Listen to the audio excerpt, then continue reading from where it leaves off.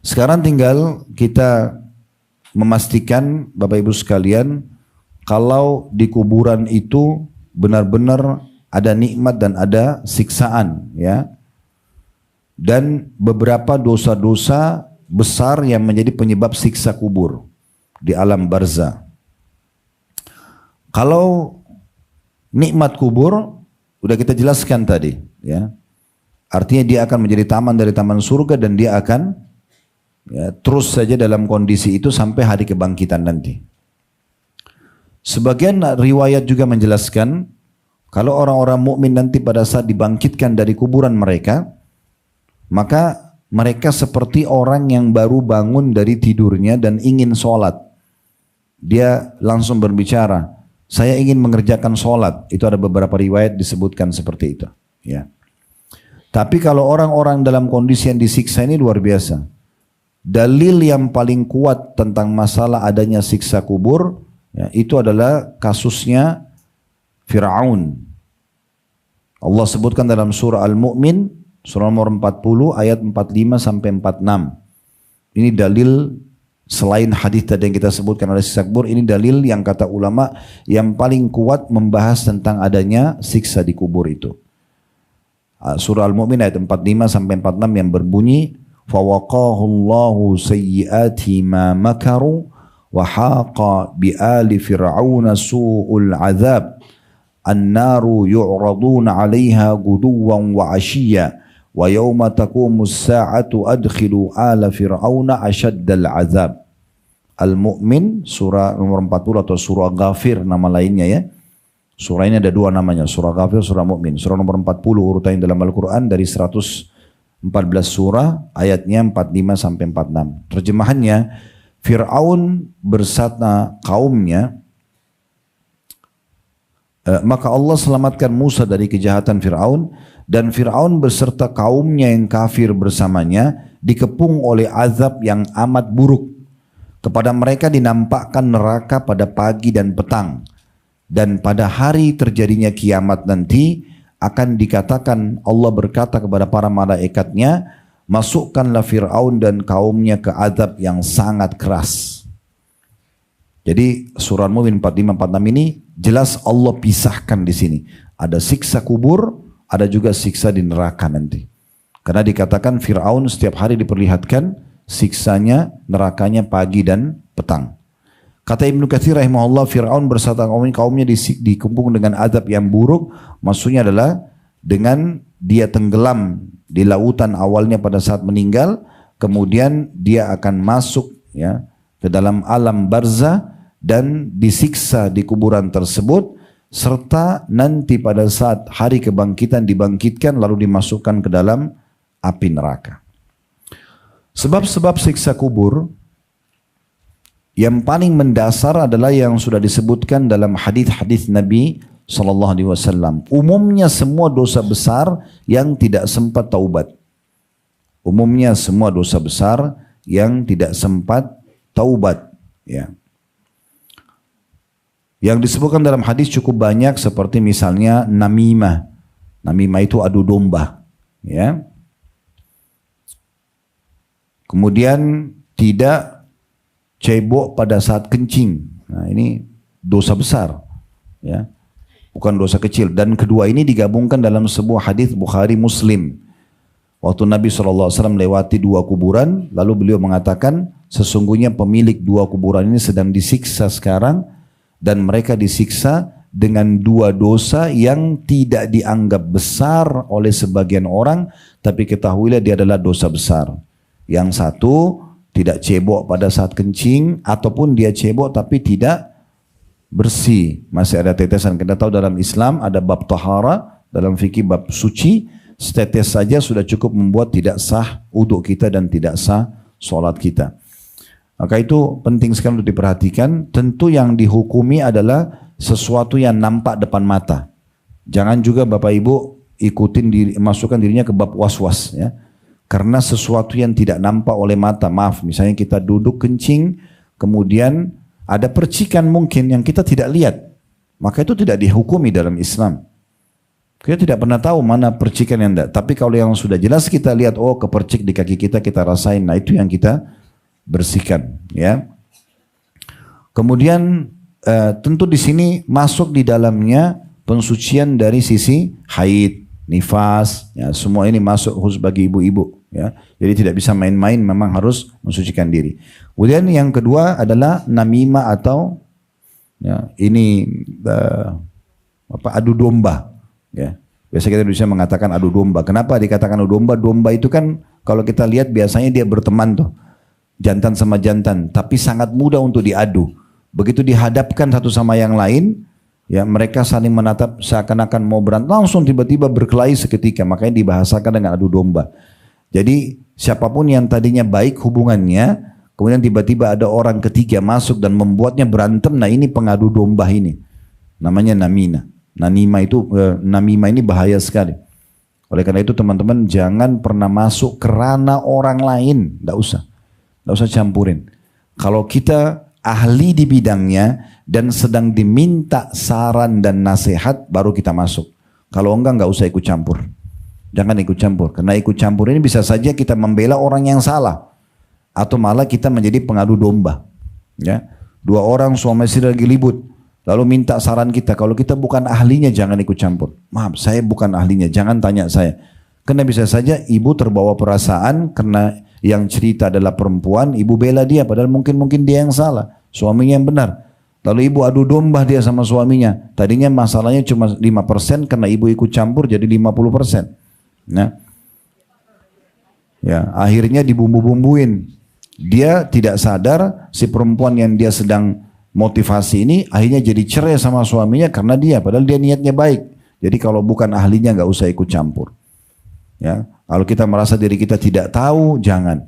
Ya, apalagi kalau saran kita salah. Ya, itu diantaranya. Kemudian yang ketiga ya adalah dusta, bohong. Ini disebutkan dalam banyak riwayat, digabung itu masalah dusta. Ya, ini di dalam hadis Isra dan Mi'raj. Ya.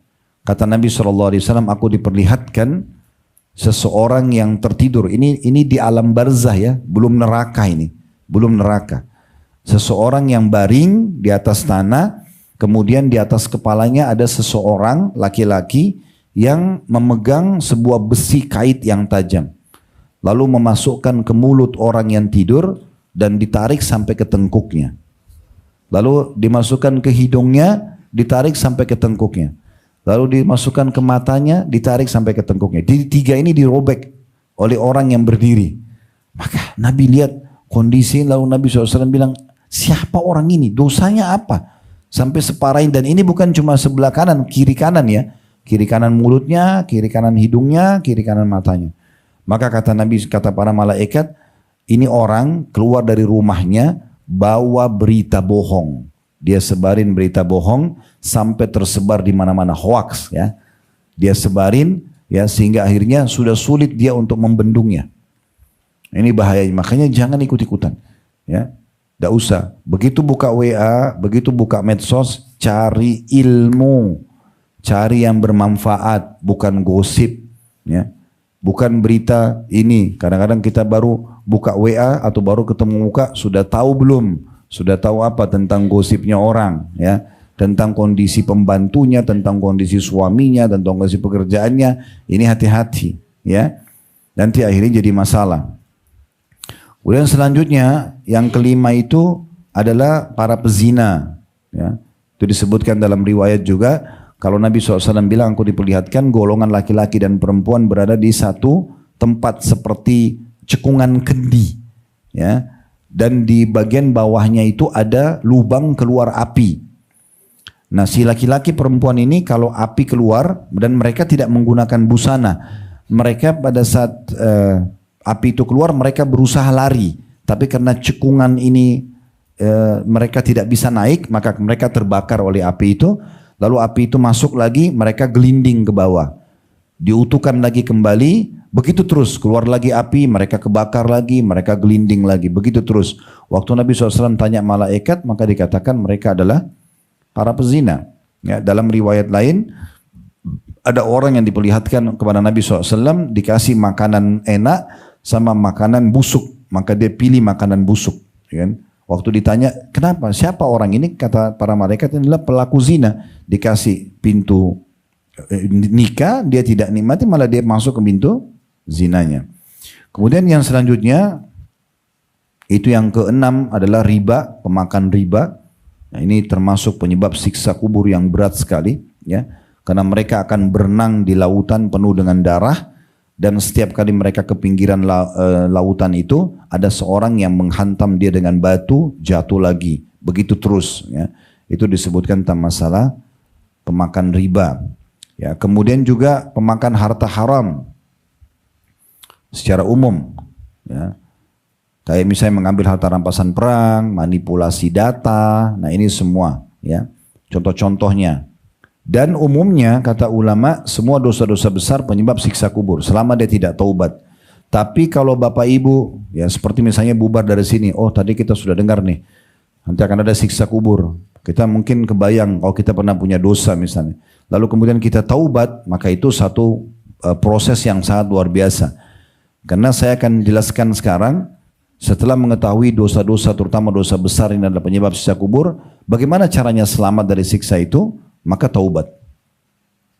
Kalau dosa itu berhubungan dengan Allah Subhanahu wa taala seperti orang berzina, dia tinggal taubat nasuha kepada Allah dengan 3 syaratnya. Tinggalkan dosa itu, sesali dan janji sama Allah tidak mengulanginya. 3 syarat itu.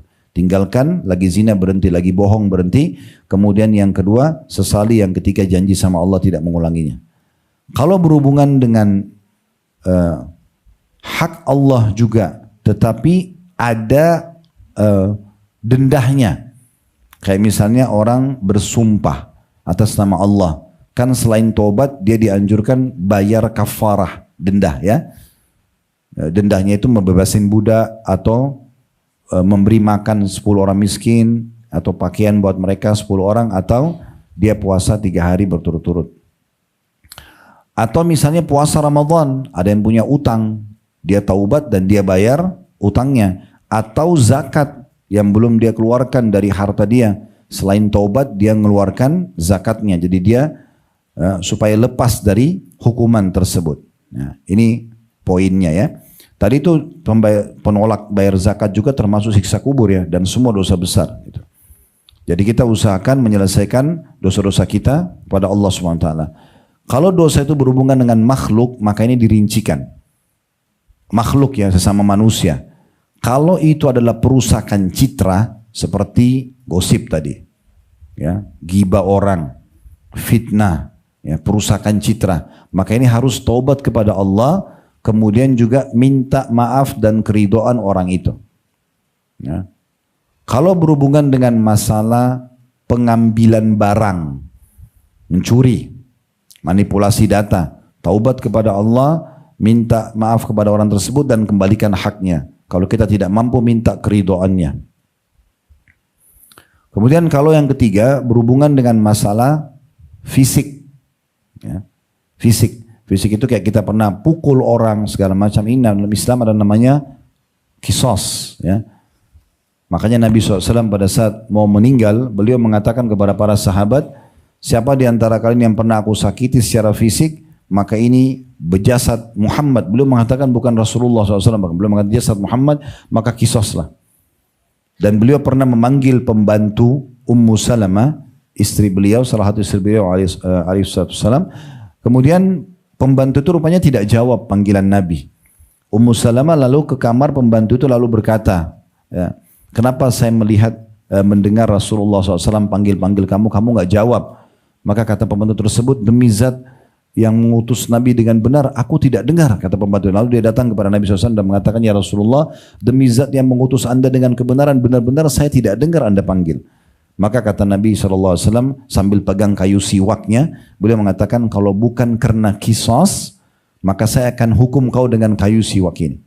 Kalau bukan saya khawatir nanti saya pukul kamu dengan ini, saya pun nanti dipukul hari kiamat, maka saya akan kisos kamu. Oleh karena itu tidak boleh ikut-ikutan dalam masalah ini, terutama sering mukul-mukul ya. Ini jauhkan dari sifat kita. Dalam Islam berperang saja ada adabnya, tidak boleh sembarangan ya. Nah ini cara kita untuk melepaskan diri dari siksa kubur tersebut. Kemudian yang tidak kalah penting adalah banyak melakukan amal saleh. Terutama setelah taubat banyak amal saleh. Jadi ada di antara amal-amal saleh itu yang memang melindungi hamba tadi, seperti sedekah, membaca Quran, ya. Itu nanti akan melindungi seseorang hamba terutama di kuburannya. Seperti pernah dengar tentang keutamaan surah Al-Mulk, ya. Tabarak, kata Nabi SAW 30 ayat dalam Al-Quran yang kalau siapapun membacanya maka dia akan selamat dari fitnah kubur. Dia akan terselamatkan dari siksa kubur itu. Tapi umumnya semua amal saleh itu adalah sangat dianjurkan untuk dijaga. Sedikit saya tambahkan juga sebagai penutup, tambahan mati yang baik ya. Kalau tadi mati yang baik itu adalah mati dengan semua jenis amal saleh. Kemudian juga yang terbaik mati syahid. Sudah kita jelaskan tadi mati syahid. Ada juga mati yang baik itu, kuasa Allah SWT tentunya ini orang yang meninggal hari Jumat. Orang yang meninggal hari Jumat atau malam Jumatnya. Itu memang ada sendiri, secara khusus disebutkan juga dalam hadis riwayat Imam Ahmad dan Tirmidzi. Kata Nabi SAW, "Ma min muslimin yamutu yawmal jum'ah aw laylatal jum'ah illa waqahu Allahu fitnatal qabr." Ya. Setiap muslim yang meninggal pada hari Jumat akan atau malam Jumat akan dijaga oleh Allah dari fitnah kubur. Kemudian juga saya tambahkan tentang masalah orang yang meninggal dalam kondisi dia berihram kayak orang lagi haji atau umrah. Nah itu juga punya keutamaan sendiri, ya. Karena kalau mereka meninggal maka mereka amal yang sedang dia kerjakan terus berjalan. Jadi seperti dia terus haji atau terus umrah. Ya, sampai menjelang hari kiamat nanti. Walaupun misalnya itu haji pertama dia, tapi lagi ihram dia meninggal, maka berarti dia juga akan mendapatkan keutamaan tersendiri. Yang terakhir adalah orang yang meninggal dan mendapatkan syafaat Nabi SAW. Ya, ini secara khusus orang yang meninggal di kuburan Baqi di kota Madinah, atau orang yang meninggal di Madinah, tapi khususnya kuburan Baqi. Dan sampai hari ini memang yang lebih banyak dipakai adalah kuburan Baqi yang ada di sebelah ya timurnya atau baratnya tepatnya Masjidil Nabawi. Gitu. Karena kata Nabi SAW setelah mengucapkan salam kepada penduduk Baqi, beliau mengatakan Allah maghfir li ahlil Baqi'il gharqad, ya Allah ampunilah penghuni Baqi gharqad. Ya, ini secara khusus. Jadi siapapun umat Islam yang meninggal kemudian dikubur di sana itu sangat baik. Dan juga ada anjuran memang untuk kita meninggal di kota Madinah. Kata Nabi SAW, siapa yang bisa meninggal Madinah maka meninggallah. Nah, siapa yang meninggal di sana maka dia akan mendapatkan syafaatku pada hari kiamat. Nah, syafaat di sini pertolongan Nabi SAW. Kita harap mudah-mudahan juga selamat dari siksa kubur itu sendiri. Allahu a'lam.